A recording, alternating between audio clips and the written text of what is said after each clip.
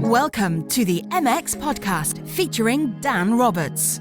Welcome to another episode of the podcast. Today I have a lovely guest, Abigail James. Now, she is a skincare expert, a celebrity facialist, a best-selling author, a blogger.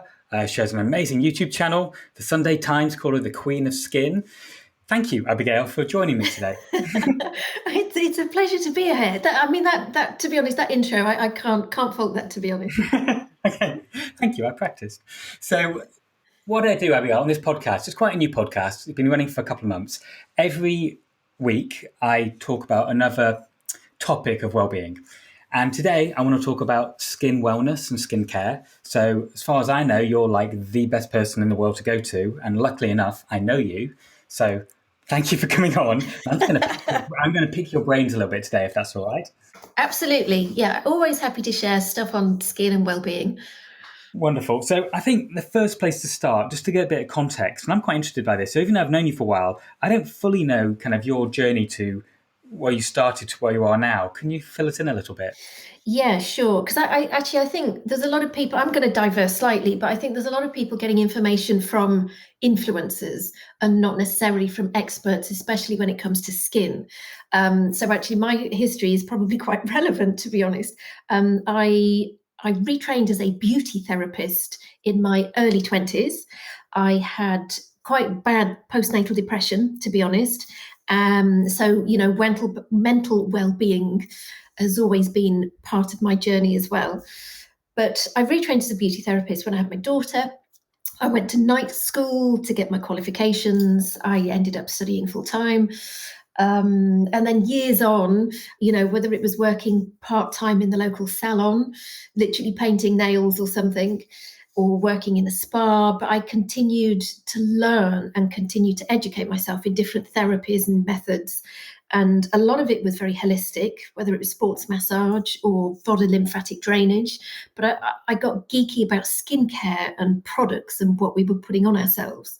So, knock it forward a number of years, I found myself working for Lady Bamford and designing treatments for skincare ranges and training therapists around the world. Oh, wow. When was this, Abigail? How long ago? So this is probably, I think, the past decade. Mm-hmm. As these opportunities cropped up, I'd find a brand. I don't know how the first one got hold of me. I think they were trying to get their products into Lady Bamford Spa, which is in the Cotswolds, which I happen to be working there. And I got chatting to them, and they hadn't got a treatment menu of facials. So they asked, could I design that? And I'd never done anything like that before, but I figured I do facials and I know products and I know lots of therapies, different Eastern and Western therapies. Surely I can do that. So that's exactly what I did. So I wrote a training manual and designed the spa treatments. Oh. So off the back of that, I ended up training therapists in the Dorchester and going all over the place. And they were stocked in a place actually in London, because at the time I was living out in the Cotswolds. And the venue in London said, would I like to do a pop-up there as myself, as a facialist? And I thought, let's give it a go. So all of these things, Dan, it's been an opportunity. I've gone, let's give it a go. So I ended up commuting backwards and forwards to London. At the time, a single mum of 3 children and another skincare range. They cottoned on to the fact that I'd done this for the brand. So I did the same for another. I've done it for a number of brands now. And they were sending me to Hong Kong to train therapists. And I realized that actually, while I was building my own private client base, when I was doing this type of activity for other brands, it then became better for me to train the trainer rather than continue doing that model that it was. So, yeah, but even while I was doing that, I was still learning more. I was, whether it was, I don't know, a little course on how to make your own products, or a different therapy, or even nutrition or yoga. I did my yoga teacher training, not to teach, but to add to my skills, basically. Because when someone comes through your door as a client, you don't know what they've dealt with in their life. You don't know, they've come to you for their skin, which is the external that's presenting. Whether they just want to age well, whether they, just want the typical anti-aging, or whether they've got sensitivities or breakouts, or they've gone on the pill and their face has freaked out, or they're going through IVF treatment. You never know what's going to come through your door. And as much as I've got products and lots of equipment, whether it's LED light or lasers, there's so much more to treating that person's skin.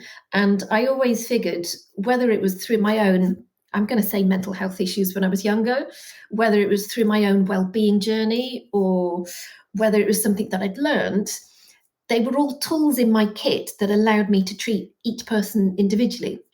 It's a very holistic approach, isn't it? Yeah.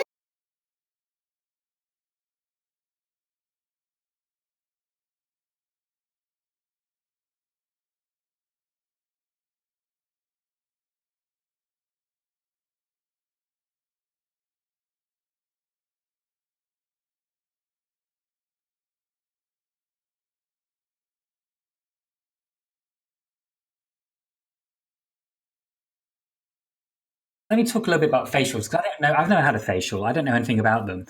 What's the difference between a bad facial and a good facial? Okay, I get that question quite a lot, and almost I do actually. I'm probably unique. Yeah, sorry, Dan, that's not a unique question. But I suppose almost my clients would be the best to actually answer that. So, because often a new client will find me. You give like world-class facials, right? You've built your reputation. Yeah, you got your celebrity clients and stuff, and they wouldn't go to you repeatedly unless you're really, really amazing. So, but they might find me as a first client. They said, "Oh, I've had an awful facial, or I've been here and here, and it just wasn't doing something." And then, I feel, oh my goodness, I've got a lot to prove here. Yeah. But then when they become your regular facial, I become their regular person to do their facials, you go, okay, well, I'm obviously doing something good here. I love a bespoke approach. Like I said, as someone comes through your door, as much as we're all human, and a big chunk of my clients is female, all our DNA and everything is so individual. So for me to expect to be able to do the same thing on each client, I'd be, I wouldn't be doing my job properly. And so I think the bespoke aspect of facials is really important. There is definitely a time and a place if you're on a holiday, whenever we're allowed to do that again, you're in a spa, to have what I call a spa facial. It's relaxing, it can be hydrating, but that's what it's going to do. And that's great. That totally has its place. But actually, if you want to age well, there are other things that you might need within a treatment. I think let's explore that. What kind of thing? So I think there's some amazing technologies. Okay. And I should kind of say, at the moment, particularly, there was quite a divide between the aesthetic market, which was, let's say, your lasers, your lasers and your technical machines, and then your facialist. That line has blurred totally. So when I first did my beauty training, I wouldn't have ever been able to use a laser or peels on someone, but because I'm that old and the industry has changed so much, I can now use those things. And what makes that slightly different from me using it to, say, a nurse practitioner is a nurse practitioner has gone through the medical kind of training. She's using the lasers in a very clinical way. So am I, but I've gone through that massage training and the holistic training, and the quality of touch that you're applying to that person, there's more care, and the process is quite a different process to you maybe going to an aesthetic clinic. However, the equipment can be the same. Some of the equipment, LED light. It's a canopy of light, usually LED is light emitting diode. It's totally safe. Basically, the skin is absorbing light. For an example I often give is, we know UV light is bad light. You go out in the sun, but there's a chemical reaction and a process that happens within the skin that we can visibly see. It turns us brown. Yeah. So that's just an example of the skin absorbing light. When the skin absorbs certain wavelengths and colors of light, it has a different effect. So red light is good for collagen production. Blue light is antibacterial. So those are the two main ones. You've got infrared light as well, which can penetrate deeper and have more of a healing response. So that's one of the technologies which is quite widely known and used. Microcurrent, again, been around for decades. Okay. It's basically using a micro electric current. Yeah. And what it's doing is, if you imagine every cell has its own energy, it has its own current. As we age, our cells' energy slows. The microcurrent machine, dependent on the machine, there's different manufacturers. They have different ways of stimulating our own current to go, come on, you guys, let's wake up, let's work as we should have done before we began to degenerate. So microcurrent, again, it's another safe one, been around for years. It's good for vibrance, hydration. There's a lot more research I'm finding it good with pigmentation, because it's restoring the cell's natural function. But that wasn't anything that, for the past 20 years or however long it's been around, wasn't something that was actually recognized. And that just comes around from people like myself playing around with the technology, with the skin issues that we see. Microneedling, that's a biggie at the moment. It's basically putting needles into the skin to the point of potentially causing blood spots. I know that it probably sounds quite horrific. It's not a comfortable treatment, but the results are incredible, especially if you've got acne scarring, lines, wrinkles. It's not using any chemicals. It's using your body's own response to cause controlled damage, to stimulate new collagen production, new cell production, to heal itself, to create smooth skin, basically. So are these techniques which you use personally quite regularly with your clients, or are there other things you use? Yeah, absolutely. I'm a massive fan of peels. Skin peels are probably one of the biggest revolutions that has happened in the skincare industry. And what I've been happens to used. you exactly? Oh my goodness, what doesn't happen with them? So there's so many different acids, and if I know Is it a acid chemical? sounds scary. Is that a Yeah, chemist? Yeah, okay. yes, basically. And this is actually where you do need to know what you're doing. Because we are working with chemistry, we are working with acid kind of ingredients. And as much as the brands formulate them to be safe or used in certain ways, as a therapist, you need to know how to combine certain things. And maybe if someone's using acids or retinols at home, I need to know that so that I can tweak the acids and things that I'm using within treatment. It is a chemistry lesson. It totally is. There's different acids which will have an impact on different things within the skin. Fundamentally, they all exfoliate. But instead of just like a gritty exfoliant that you might have tried something like that, Dan, I'm sure you've used a scrub. Brilliant. Yeah. A scrub. So a scrub is what we'd call a physical. Not in the dark ages, Abigail.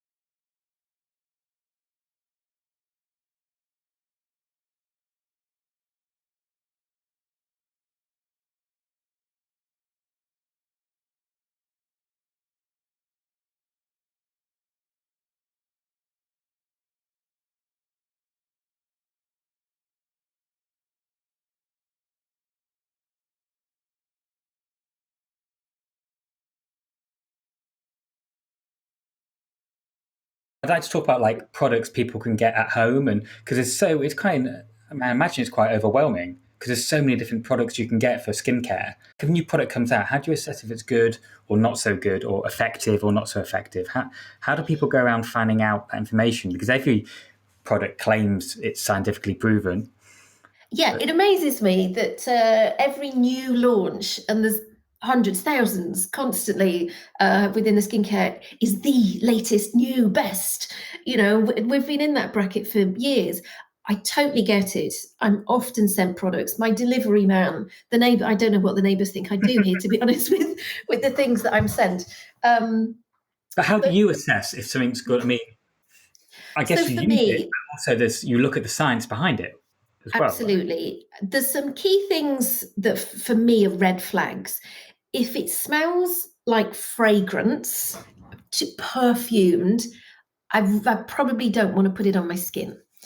There's a lot of brands that have a lot of science and research behind them. I'd probably listen a little bit more to those. It is a minefield because there's a whole load of PR and marketing that goes into skincare products. There are certain brands that I probably trust more than others, but then even from one of the big brands, I might only like 2 of their products, and the rest, I wouldn't really use. So it is a total minefield. There's a number of products I use within my facials, and over the years, I've brought in new professional products. I might have used them for a year or 2. Maybe they stay in my kit, or actually maybe I move them on because I'm introduced to something else which I feel works better. So I've probably trained in 20 plus professional brands over the years. And so some of my favorites from that point of view, there's a range called IS Clinical, which it is clinical, it's medically tested, but bizarrely, if you're pregnant, some of their actives you can still use during pregnancy. There's a number of things. I know we're not specifically talking about pregnant, but there's a number of things skincare-wise, particularly retinols, that you have to stop using during pregnancy and breastfeeding. Roaccutane and stuff. Yeah, Roaccutane is the prescribed digestible tablet. Okay. So that is on a level of vitamin A, that's like off the scale, high levels of vitamin A. Talk about that. I've got quite a few clients in fashion industry who've been recommended that to help their skin, and I don't like it, but I'd love your opinion on that. So remind me to talk about that. Yeah, okay, we will come back to that. So the vitamin A group is one that if you're pregnant or breastfeeding or trying to get pregnant, we just generally say that you don't. IS Clinical, the way they're formulated, they still have retinols in, but the way they're formulated, they are safe to use, which to me is fantastic. Some of their products as well are safe to use if you're going through cancer treatment. There aren't many brands that can claim that. So that is a big favourite of mine. A range called Cosmetics. They were quite niche, but the celebs have now cottoned onto it, and they've been sharing it on social over the past couple of years, and quite rightly so. It's a range, they're clean in their formulations. They've not got the parabens, the mineral oils, the fragrances. They've not got the nasties in there, but they've got all the results and the actives. There's a range called Osmosis, which is similar to Cosmetics, but it's a little bit more holistic. What else do I particularly love? Medicate is a great range. Again, quite clean, but the formulations are quite sciencey and results driven. So those are just a few that I would say from a treatment and a results point of view. And then if you want something affordable, everybody asks me what's the best affordable. There's a couple of ranges on the high street that I like to jigsaw in, or if someone is on a particular budget, or if you're traveling and you don't want to waste or potentially get your skincare confiscated.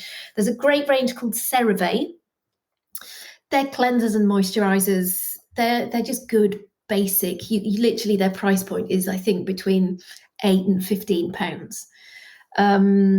La Roche-Posay and Avène, they're what I'd call your safe playing ranges.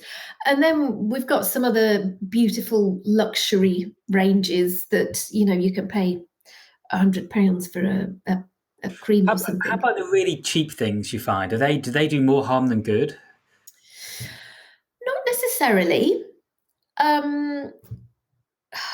It comes down to the brand. I always look at the brand. I'll look at its website. What's it telling me? Does it look cheap and focusing on teen like? Have they got a list somewhere on the website saying these are the ingredients we're not including? Is there an ethical statement somewhere? It's those kind of things I'm looking for, rather than just wow, that looks amazing and the packaging looks glossy. Yeah, I'm not necessarily a fan of what I'd call old school, I'm going to say French skincare. It's just what we were brought up with. And it was highly perfumed, it was luxurious skincare that my generation, you know, I'm 45 now, our parents might have used it as a little bit of a luxury, but there's that bracket. I don't necessarily see many results in that bracket. If you've got a skin that doesn't have many issues, you can usually use that kind of bracket without having any issues and think it's nice. But if we've got issues or want results, I find swaying into the more cosmeceutical and the clean, it will suit your skin better. Cool, thank you. I'm learning so much. Okay, fascinating. Let's talk about routines. Like, if a client comes to you, are there some? Obviously, everyone is different, but you must see some commonalities between certain types of people. For example, let's say young people, like a young woman in her 20s. Yeah. Are there certain things, like a routine, you tend to recommend in terms of hydration, in terms of basic kind of cleansing and moisturizing, and which you find yourself repeatedly kind of recommending? Yeah, definitely. Yeah. So if we start with a morning routine. Yeah. Morning, we need to cleanse every morning. We don't want to overstrip the skin, but we need to be cleansing. Even if you haven't had makeup on, while you're sleeping, your body is doing a lot of processes, and the skin is one of the detox organs. So if we can start with a clean slate, we're going to be getting some of that processes off the surface of the skin, whether it's sweat, whether you feel you've sweat or not, it's there on the surface. It might do a little bit of a gentle exfoliation, but then all the other products you're then putting on will be able to absorb better as well. So morning, always start with a cleanse. You could use some kind of hydrating tonic. That step can be movable. If you're more oily prone, I probably would use a hydrating tonic and maybe skip the moisturizer. But you can also layer that up. From there, I'd be using a serum. Your serums are your powerhouse. They're the ones with the actives in it doing stuff. And that's where you can tailor it to your skin. So if you're acne prone, maybe we've got a serum in there that's focusing on, bear with me 1 second. So yeah, whether that's a serum that is focusing on the antibacterial impact. If you're aging, it might be that your serum is more of an antioxidant. You could layer those serums. So vitamin C's I particularly like in the morning. You could get a hyaluronic acid serum in. That's all about hydration. So it sounds decadent to have more than one serum, but you can totally do that. You can combine them. And where exactly do you put serum? Sorry for my ignorance. Where do you put on your face? So everywhere? Yeah, absolutely. I'd go face, neck, and décolleté. Okay, because as a woman, if you're in your 20s or 30s, you might think that the neck and décolleté looks fab now. As soon as you hit 40, you're going to be going, I wish I'd have done more. I wish I'd have applied my products further. So yeah, face, neck, and décolleté.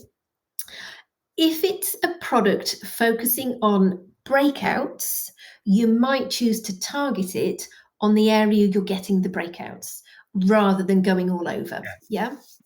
Mm-hmm. If you're going to use an eye product, I'd then put your eye product on, then a moisturizer, then an SPF. So if you're oily, you might not, this is what I said earlier, you might not want your serums moisturize and SPF. You might want to just go a hydrating tonic, serum, and SPF. It's quite skin dependent, but that's roughly the kind of routine I often suggest. In the evening, either one cleanse. Mm-hmm. If you've got makeup on, I would always double cleanse. So you could cleanse with an oil, a cream, a balm, and then do a second cleanse with a wash. You could use some kind of acid toner in the evening to freshen up the skin and do a little bit of a, eating up of dead skin cells. You could then use the same serum as the morning, or you've got the opportunity to get a different serum in your routine. Night times, I like retinols, maybe other things to boost collagen production. Peptides are great. There's a newer ingredient called bakuchiol, which is a plant-based retinol type. So those are the kind of serums. And then I often will go to an oil instead of a night cream. We've been brought up on night creams are the thing to use. It's you put a heavy cream on at nighttime. My method is going heavier in the day when you want the skin to be plump and hydrated and your makeup to sit nicely on it, and actually go a little bit lighter at nighttime. And every single one of my clients who switched to that has said, oh, wow, this works, doesn't it? I'm like, yes, it does. So yeah, that's kind of the way I roughly break it up. If you are particularly dry or dehydrated, yeah, you might want to put a night cream on as well. It's a really individual thing. And how much of if their skin isn't great and they want to improve it, how much of a factor is the other stuff like sleep and stress and nutrition compared to the products we use? Huge, actually. I find this with friends, family, but also with clients. I can obviously advise and change up the home care. I can obviously do the treatments and get technology and things involved. And sometimes that is enough to just get things back on track. But 9 times out of 10, if we've got things like rosacea or acne, we have to look at the diet. Particularly, there are certain foods that can irritate. I will often refer to nutritionists, and I insist that actually they go and do that before they come and see me again. I want to know what's going on in their gut. Have we got any candida issues? I also want to know what are their hormones doing? Have we got polycystic ovaries? There's lots of that kind of stuff that if we're not getting the results with the products and the treatments and everything, we need to unpick that. So I'd rather we were unpicking that sooner rather than later. And stress, it's a massive factor. The amount of times I've had a new client come to me and she said, I've moved to London, I've started a new career, I've got a social life, my life has changed and I'm loving it. However, my face is freaking out. So her diet has probably changed, grabbing a coffee on every commute. I know we're not doing that at the moment. Grabbing the quick food. Her stress levels have probably gone through the roof. She's, it's it's not even a 9 to 5, it's a Monday to Friday. And, working in London or a lot of jobs now, it's never a 9 to 5. The stress levels is immense. Yeah. And I think we've also got a lot more pressure generally in life that is stress and anxiety. My Instagram post today actually is about stress and anxiety. It does so much. Cortisol is one of the kind of stress chemicals it's one of the stress hormones. They've proven that it actually degenerates our collagen fibers. So it physically ages us when we're stressed.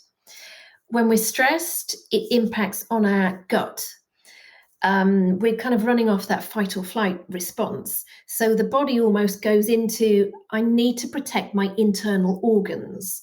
the most while I'm in that stressed state. Yeah. And so many of us are constantly in that stressed state. So the skin is classed an external organ. So the blood flow to the skin is reduced on almost a daily basis. So we're not getting that fresh blood flow and nutrients to the skin as well. Yeah. As well as it messing up our hormones. So whether we're talking about acne and things, we know that is fueled by male and female hormones being out of whack. So stress is a massive, massive factor. It's the same for my job too, Abigail. Like if people want to lose weight or put on muscle, the body doesn't work when it's got high cortisol.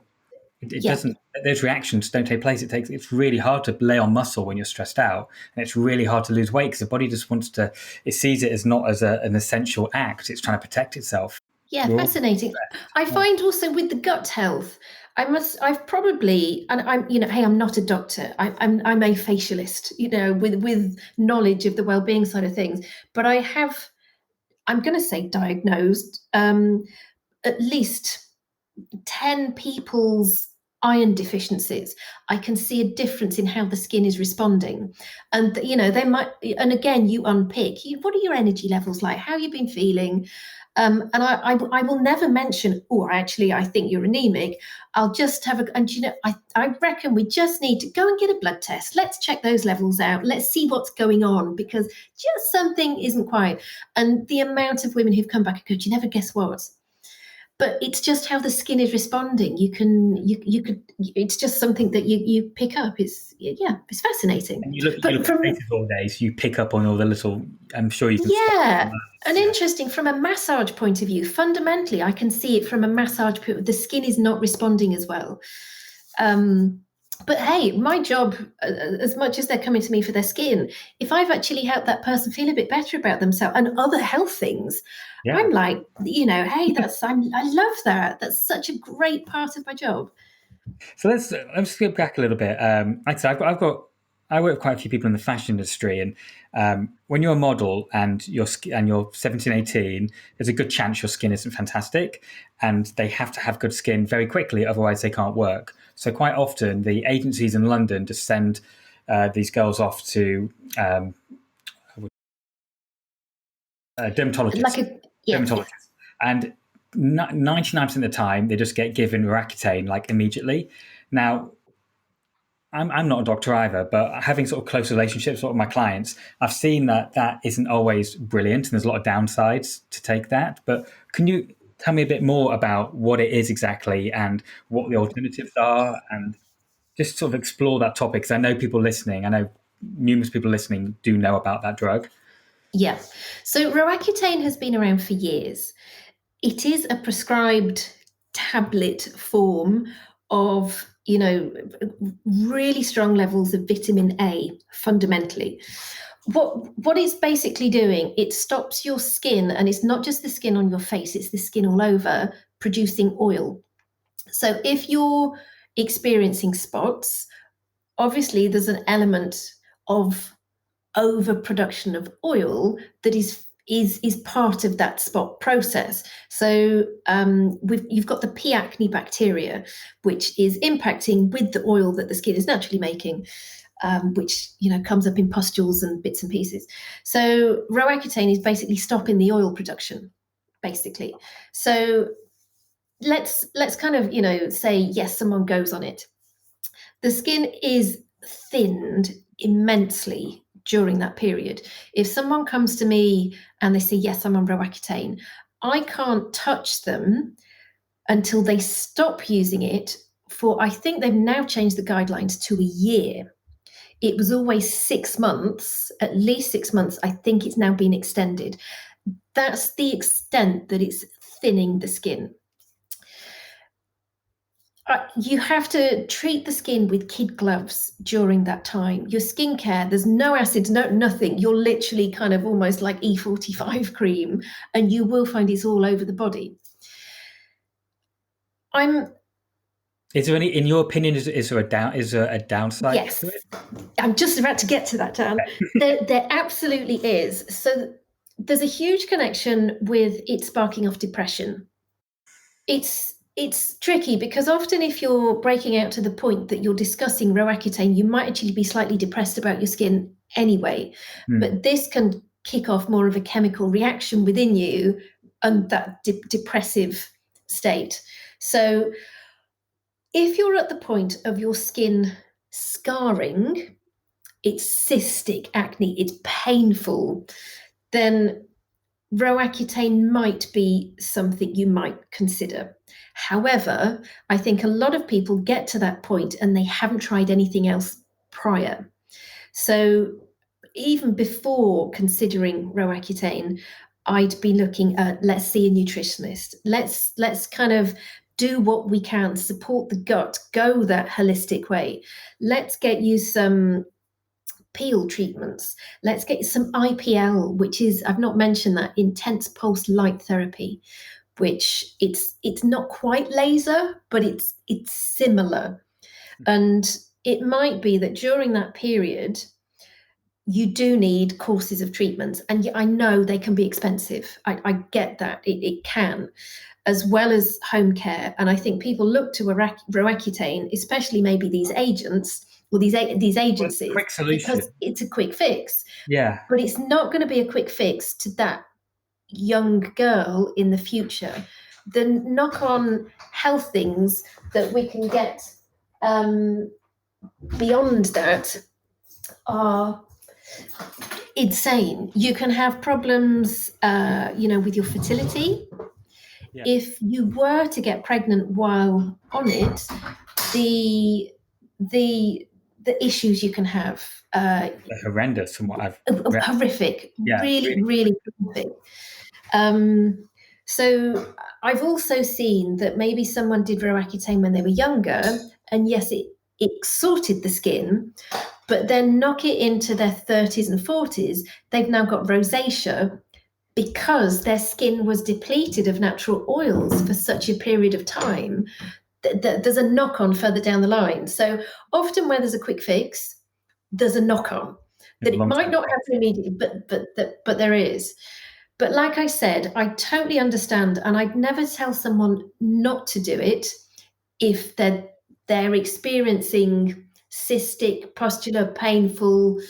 But I think sometimes the dermatologists are giving it to young girls and they're really not at that stage. To be honest, if we got some on probiotics, some proper skincare, some peels and some proper treatments, we'd probably get some great skin for them. So I think they, pass it out willy-nilly, especially in America. Yeah. Yeah. Yeah. Thank you. It's nice to get your opinion on that. I want to talk about your book a little bit, because I know you're so busy. How did you find the time to write a book? Well, I have no idea, to be honest, looking back at it.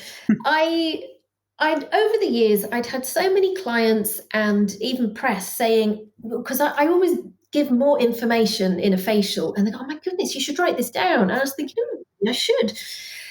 It took me 5 years to get a book deal. At the time, the publishers weren't interested in skincare. They didn't think it was a big enough audience. And that's obviously been proven very wrong now. So it took over 5 years to actually get a book deal. And then from getting it, because I was always told, look, don't write the body of the book. You need almost your synopsis and your chapter breakdown. Yeah. So that was being pitched. And when we actually got a publisher, they gave me 3 months to write it. Oh. And that's how you got it done. Exactly. So, but I was just so excited to get a book deal. I was like, yes, of course I can do that. No problem. So I was still running my clinic. I was still a single mum at that time with the 3 kids. I was still doing everything else. So I did not socialize. I was up most nights. My weekends that I didn't have my children, I was just glued to the laptop and I just nailed it out. And that became my life. Very impressive. It's so hard. I'm friends with a guy called Irma, the nutritionist. I don't know if you know him. He's written lots of books, and what he does, he just literally just takes 2 months off everything, doesn't talk to anyone, doesn't do anything, and that's all he does. He says, and he's written like 13, 14 books. He says it's the only way he can do it. Because I've been trying I to write agree. for like 2 years now, and it's like it just doesn't happen because I'm trying to do half an hour here and an hour there on a Saturday, and it takes me Yeah. so long to get into it. So Yeah, that I needed that someone to give me that deadline. yeah, So I was that person at school that it would literally be the night before that I'm doing the project for the day after. That's always the way I've been. I'm dyslexic, Dan, so that kind of yes. structure to that kind of thing, I'm not good at. So yeah, I needed that tight deadline. And did you have? What's the original? Because it's quite. I mean, I was flicking through it recently. It's quite a holistic guide. It's not just about skincare and products. Did you have that very clearly in mind, like the Yeah, years previous? Yeah, that holistic. absolutely. I definitely wanted that. I suppose everything that I've learnt as I'm treating clients, I've learnt off clients' skin and their life stories. You learn from that, but also I suppose everything that I learnt from therapies and my own life journey, it's stuff that I found helpful, and I know that my clients have found helpful. So why shouldn't I share all of that from the holistic? There's a whole section in there about yoga, about stress, and instead of just saying, "Hey, this is what stress does to your skin," it is saying that, but I also want to give people some solutions that they might find helpful. So there's little tips, whether it's helping you sleep better or so. Yeah, because one of the things actually that makes me smile, if I'm asked to write for an article or something, there might be a quick tip of, yes, get 8 hours sleep. Full stop. I'm like, how the hell is that actually going to help someone? We all know this, dude. We all know this. We know we need 8 hours sleep. But frankly, how are we supposed to do that when we've got busy minds and stuff to do and everything else? So I've giving tips, giving the support. That's actually what's helpful. Yeah. Yeah. And that's why it's helpful that you're not just like an influencer who's got a book deal. You actually see people day in, day out, and you've got that experience. And I think it always comes across when a real expert gives advice because it shows that kind of empathy. Yeah, I hope so. I mean, I'm so qualified. I'm sure I could be a doctor. I can't remember any scientific names, to be honest. So, but yeah, it is a very different thing. And I if there's nothing else that people take away from this, it's actually, if you're getting your skincare advice or well-being advice, look out the experts on social media rather than just someone who you think their profile looks nice or Well, this they is take why good I have photos. you on the podcast. I'm getting There we go. There we go. So another thing I'm very impressed about with you is your YouTube channel. And I say this from because I've set up one recently, and I've realised how hard it is to create good YouTube episodes, and how hard it is to get followers. And you've got so many people following you. I mean, how big is your YouTube I following? think it's over That's 130,000 now. ridiculous. That's so Okay, many. Dan, I've winged it. Well, I'm I so wish I impressed could. I've been watching. It's very impressive. Okay. Why did you get into that? Why did you first set up a YouTube channel? Well, I felt, because I'm from my work point of view, I'm often in clinic with clients. So if someone wanted to get a bit of my expertise, they'd have to pay and physically come and find me in clinic. And there's only one of me. And I felt I just wanted to be able to share that a little bit broader with other people. And so that's actually where the idea started. And there was no plan to it. I think I started it 3 or 4 years ago. And I did some massage tutorials. I did a few, gadget things that I like. And I wasn't regularly posting, but for some reason, particularly the massage tutorials, grabbed some people's eye. I think one of them, it's now had over 3 million views, which is amazing. And even that particular one, I posted it over 3 years ago, but every single day I still get people commenting and asking for advice off it. So, hey, I will do a new one of those. I'm kind of working on that at the moment, but it's a big thing to find the time to set aside, to set up properly, to film it properly, to edit it properly. And I find with the visuals, you've got to nail what you're saying. And I tell you what, Dan, I was quite fortunate that I was an ambassador for a range called Liz Earle. And they put me through my QVC presenting. So I learned a lot from that training that they put me through. So I was on QVC presenting in bits and pieces, but that was actually an invaluable skill to learn. Yeah, just being comfortable in front of the camera. Yeah, which when I was younger, I wouldn't have said boo to a goose. I was so shy. So this is only something that's really happened in the past, I'm going to say, 6-ish years that I felt a little bit more confident. What was your very And first video you put up on there? Do you remember? I have a feeling it might have been that face massage one. The one which And has got I had millions of 3 views. million views. I mean, some of the others, though, Dan, some of them, I put out content, it might get 3,000 views, it might get 20. I'm not actually hung up on the amount of views things get. I'm putting content out there that I think people might enjoy, they might find helpful. If they particularly love the face massage, absolutely, that's great. But I still want to put out other content that's people might stumble across or find and go, oh, actually, that was really helpful. I know there's one on there, how to deal with a skin reaction. I think it's had, I don't know, about 12,000 views, but I'm sure at some point someone at home is going to have a skin reaction and they're going to be sat on Google. Oh, how do I deal with a skin reaction? So that's where some of them are. Some of them I talk about products, but others it's educational. So if you're listening, you might as well save yourself some time and subscribe to Abigail's Yes. channel. What's your, I don't even know what you call it. It's Abigail James. I think it's, if you Google Abigail James on YouTube, it'll come up. Or actually off my website, there is links to all my social and the blog as well. Which is abigailjames.com? Yes. .com. .com. Wonderful. So what's next for you? What are your plans at the moment? I know it's hard. I mean, all our businesses are a bit weird in this lockdown state. But do you have some plans about? I do. So I do have plans. My plans have dramatically changed.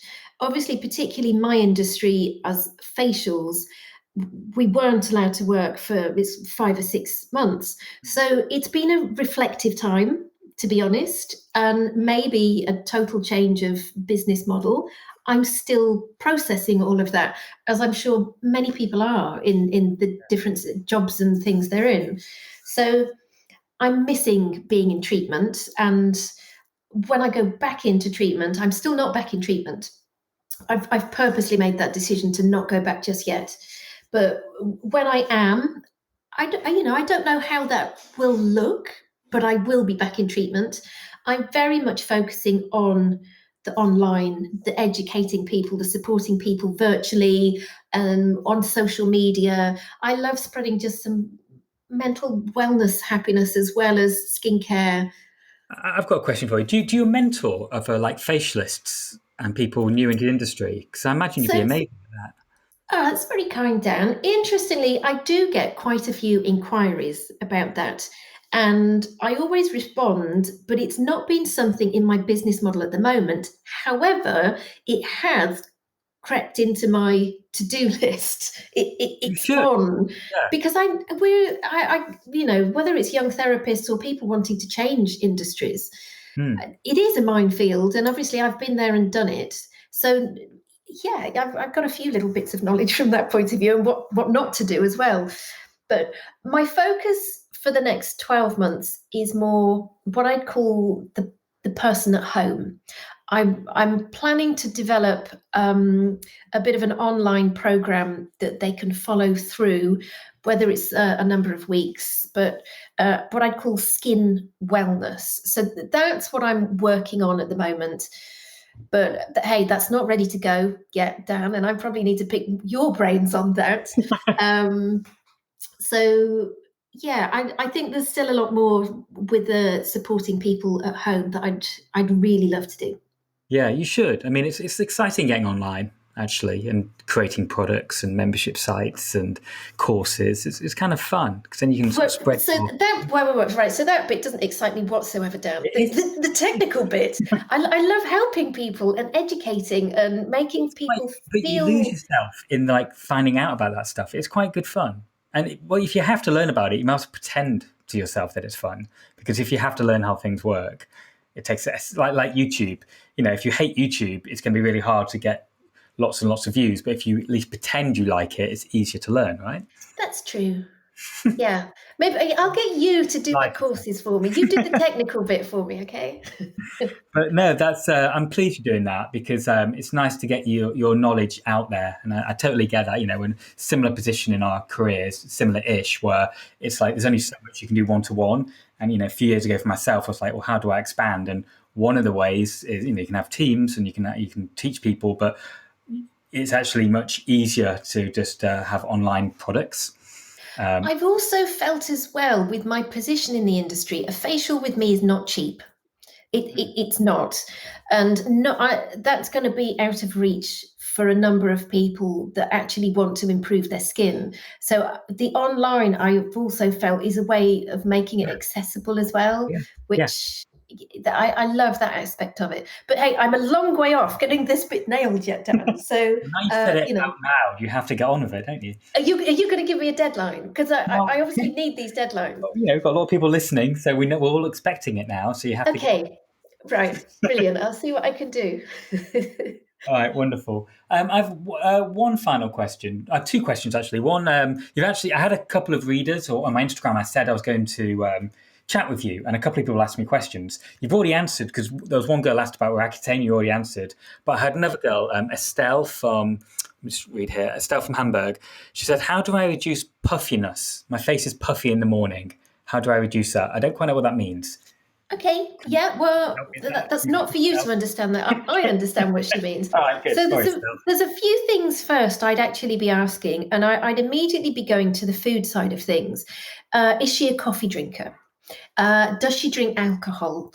Those would be the two things. And then from, I suppose, the more food side, dairy and gluten are things that can cause what I'd call a bit of excess puffiness within the skin. So those would be my first things that I'd let's just have a little bit of a look at the diet side of things. And then from a massage point of view, I'd be looking at, and there is a little one on my YouTube channel on this, lymphatic drainage. So instead of massage being active and anti-aging, it's more draining down and out. Cool compresses are also really helpful. And not overloading the skin with heavy night creams, because that again can overload the skin at night. So you're more likely to wake up, if you're prone to puffiness, with the skin feeling a little bit puffy. But a biggie for me was giving up caffeine. And I've seen that with, and not just coffee, but caffeine. So even black tea. I see that a lot with clients as well. That can really help with reducing puffiness. Okay, thank you. Pleasure. I'm still not completely convinced I understand what puffiness means, but thank you. All right, we've got a guy, James from London. He asks about moisturizers for men. Which one's the best?